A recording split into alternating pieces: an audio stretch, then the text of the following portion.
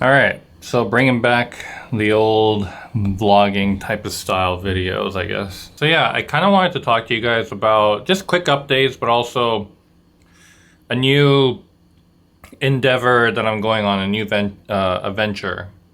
Not adventure, but venture, right? Like a business. Yeah, so I guess the update is currently the crypto mining company right now, we are focusing on physical mining. So anyone who is invested into physical machines that we can host it at our warehouses and so on and so forth. But also we are working on a possible joint venture, as well as a possible licensing agreement. So we have a proprietary system for cloud mining. So, essentially, if you have machines, if you guys are into crypto, you can keep listening to this part. But if not, you can just skip, a minute ahead or something. But yeah, for those of you that are interested, so essentially, when you have, let's say, like 1,000 machines that you run, you could be sharing the hash rate to other people, and you can rent that hash rate out.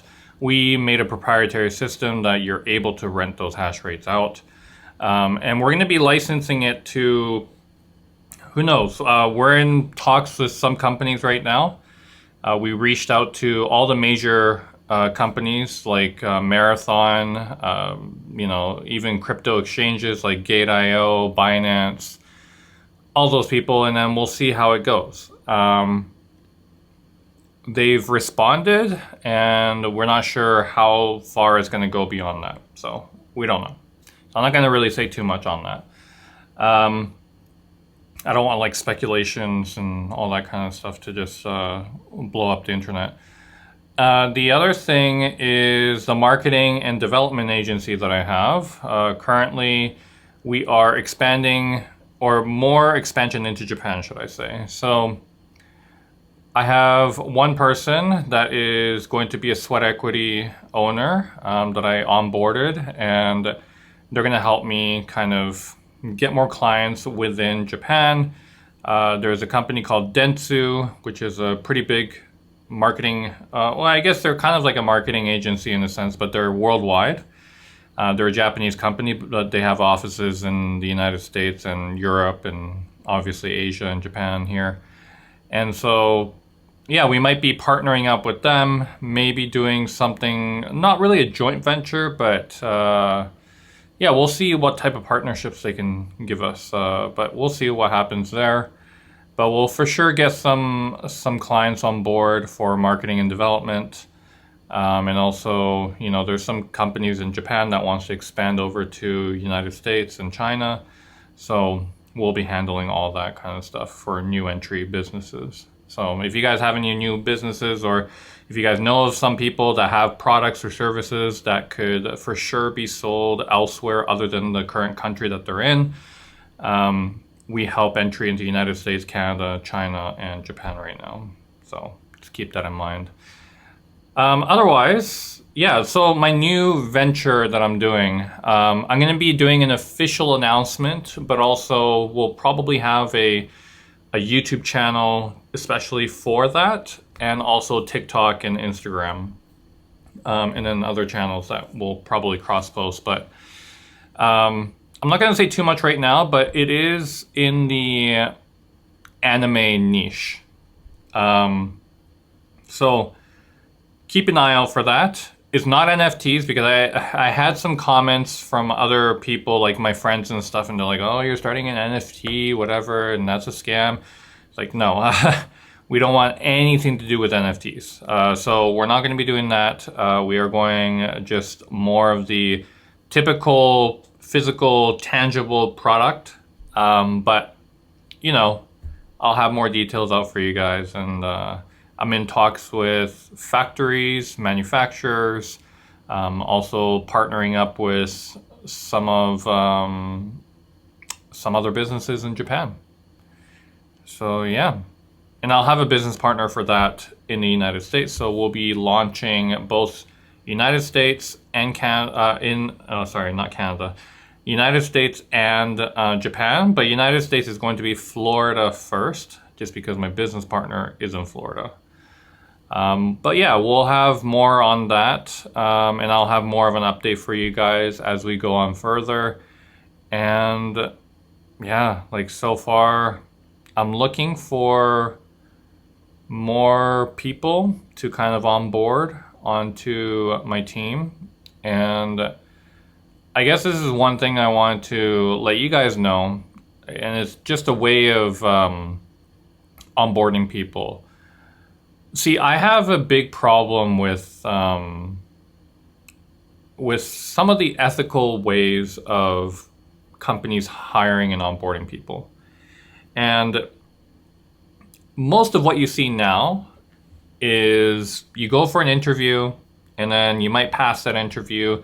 And if you do, there might be an aptitude test, or there might be an aptitude test before the interview, the initial interview. So it doesn't really matter what order that is, but the basic key elements are initial interview, aptitude test, and then you might have a second interview, and then you might have a third, depending on the company. And within this, group, you might have an actual project, like an actual assignment that you have to do, other than the aptitude test, right? And some companies might substitute out the assignment altogether. Substitute the aptitude test altogether, and then replace it with the assignment. And these assignments are usually not paid.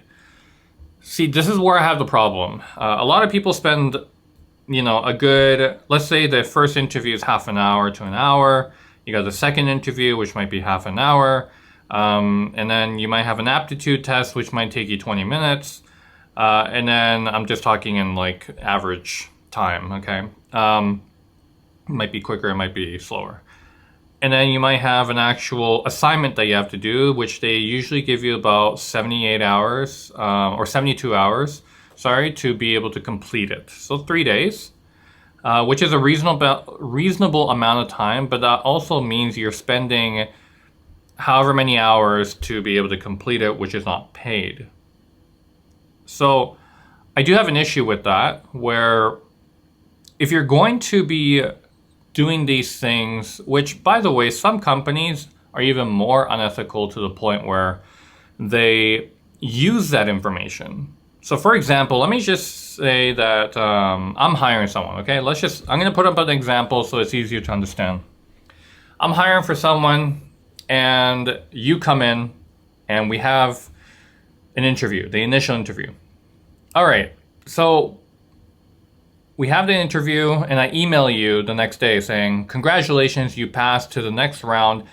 For the next round, we are going to be doing an assignment, and here is XYZ criteria. Let's just say you're getting hired for a marketing position. Now, I want you to make a go-to-market plan for our next product that is going to be launched this coming March, for example. And then you go ahead and you do the assignment, and you hand it in, and then you go for the third interview, or the second interview at this point.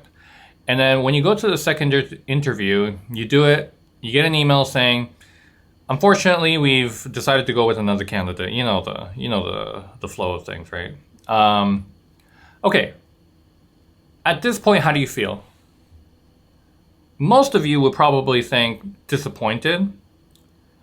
And then I would say almost 80% of you that feel disappointed will feel even devastated, just because you spent 4 hours to do a go-to-market plan for the company, which is a legitimate product that they're going to be selling. Now, granted, there are some companies that would just be like, we'll give you a theoretical scenario, right? Just not an actual product that they're selling, not even a related service that they're selling, but they want to see how you go about doing things. And I think that's okay. I guess that's a little bit better, but I still think that if you're not paying for someone for these assignments, at a minimum, then it's very, these companies wonder why they're not getting enough clients, or, why people are not putting their full effort on things. And you think that companies think if you put a lot of effort into this and you do your job good and you pass all the interviews, then you are a awesome candidate, and you're going to be better than anyone else that signed up. I don't know if that is true or not true. Sure, there's probably some merit to some of those things, but at the end of the day, the best thing that I do whenever I put people on board is I put people on board in sales. And this is how I do it, right? You can do it completely different. There's many other people that could do a lot of different ways. For example, a company called Canva, I'm probably sure everyone uses it. If not, then it's probably one of the better platforms, user-friendly, to do design work and stuff like that. But Canva does a little bit more of an ethical way where they give you an assignment, one that has nothing to do with any products that they're launching or nothing to do with their company. But it is an assignment for that particular position just to see how well you can do. But not only that, they pay you for your time to be able to do that at a specific deadline. So, okay, like you pay me, cool. Like if I don't get hired, at least I got paid, right? You're not super, super disappointed at that point, right? So that's kind of a more ethical way of doing it. However, most people or most companies don't want to pay anything. They want to get away with it scotch-free, and it's a bonus that they can use that information to go ahead and do whatever thing that they want to do with the company, right? So anyways, what my way is putting people onto sales. And what that means is I onboard people with the basic of sales, no matter for what position. The reason being is because if you can do sales in general, one, it is a skill that everyone should have. And everyone should learn how to do it, even if you suck at it, because sales is something that you can get better at, right? It is people skills, it is rapport skills, it is knowledge skills as well, knowing what you sell, believing what you sell, and then convincing other people that this is a product that they should have, right? And obviously, you have to have a good enough product that's not a scam that you truly believe in, that you want to sell. But I put people on board in sales because one, I really get to know how they work, or how fast they soak up information. It tells me a lot about a person when you put them in sales. But not only do I put them in sales, it is a commission-based sales. So there's no base pay, there's nothing. Now some people might think that's like, oh, that's bullshit, no base pay, whatever. See, look, I'm not looking for a person who's money motivated, right? Because I will pay a person that gets hired and that does really well in the sales position, and to get leads and to close the sale.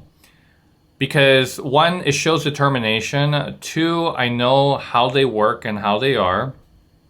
And then work ethic as well, competency.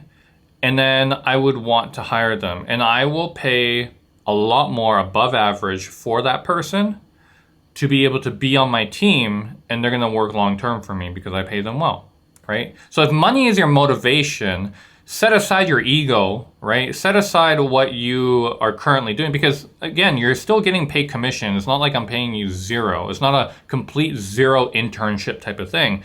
All you got to do is just make sales, and then you get the commission from it, right? Pretty decent commission, I might add.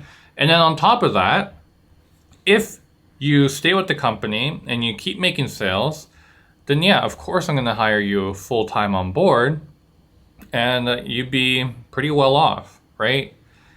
Better than working at McDonald's, or better than working at a customer service job at like a desk job, right? At the end of the day, like we are kind of like, actually most of our thing is like either in office or hybrid. But and also, well, for me, I'm remote. And then some of my other people are remote too. So there's kind of a mixture depending on the position. But at the end of the day, look, there's no right way of doing things. But when you are creating a company and when you are the owner of the company, you need to start looking into ethical ways to get the right person on board. And if you're not willing to invest your time and money into finding the right person, then you're basically gonna have a large turnover rate, which is the amount of people that come into your company and leave or get fired because of XYZ reason. Japan, they have their own problem with this, but maybe I'll explain that in another video. But yeah, anyways, something that I wanted to talk to you guys about, and hopefully you take something away from this and implement it within your own company when you are trying to hire for someone. Because again, this is just my way of hiring through sales.